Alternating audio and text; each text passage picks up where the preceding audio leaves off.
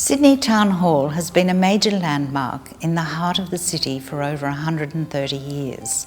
Rising 55 metres above ground, Sydney Town Hall's clock tower was the first on a major public building in the city and the tallest landmark until the clock tower on the General Post Office was completed in 1887. Final completion of the clock tower would take another 8 years while the City of Sydney's builders and engineers argued about the structural integrity of the foundations to support the weight of the tower. And then there was the matter of finding a suitable clock. Before the days of digital timekeeping, Sydney Town Hall's English-made Gillette & Co. turret town clock kept the city on time, marking each hour by the striking of huge bronze bells and the chiming each quarter hour with the famous Westminster melody, which could be heard as far away as Rozelle and Balmain.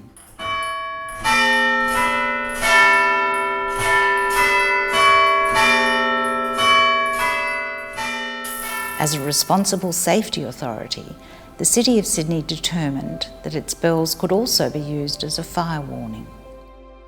Originally wound by hand, the clock's strike and chain train mechanisms have recently been overhauled and converted to an electrical movement.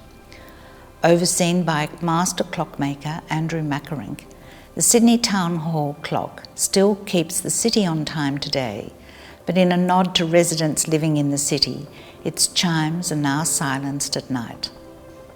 The vestibule was a democratic public space where citizens could gather, like no other in Sydney at the time.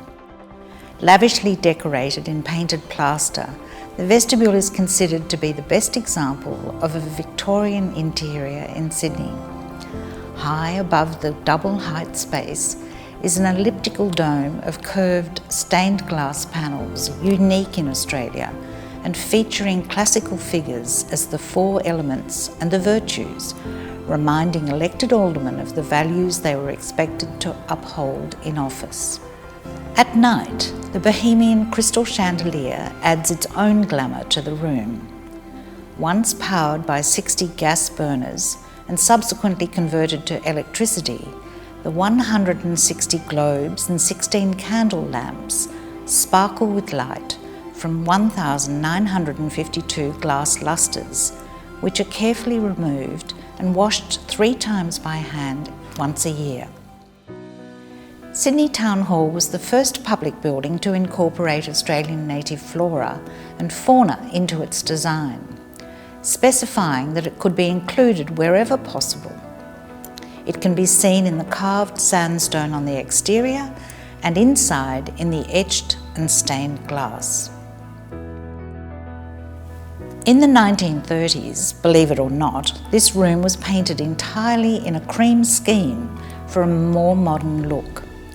To celebrate the City of Sydney's 150th anniversary in 1992, a team of heritage architects oversaw the restoration of the vestibule and the reinstatement of Victorian-era colours to highlight its architectural splendour. Completed in 1889, Centennial Hall was designed to outdo its civic competitors across the world in design, size, finishes and acoustic superiority.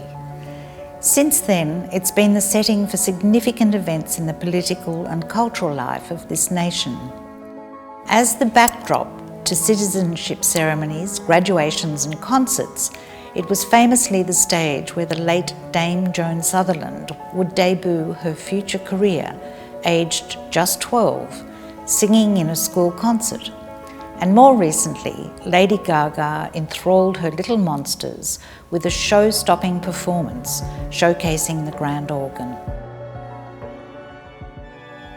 Designed and built in England by William Hill and Son, the grand organ was considered in 1890 to have been the finest ever built by an English organ builder.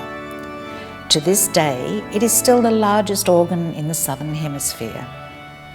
With its Baroque organ case, 64 pedal stops, and over 9,000 organ pipes, generations of music lovers have been entertained by its musical prowess, and its recent restoration will keep it in tune for many years to come.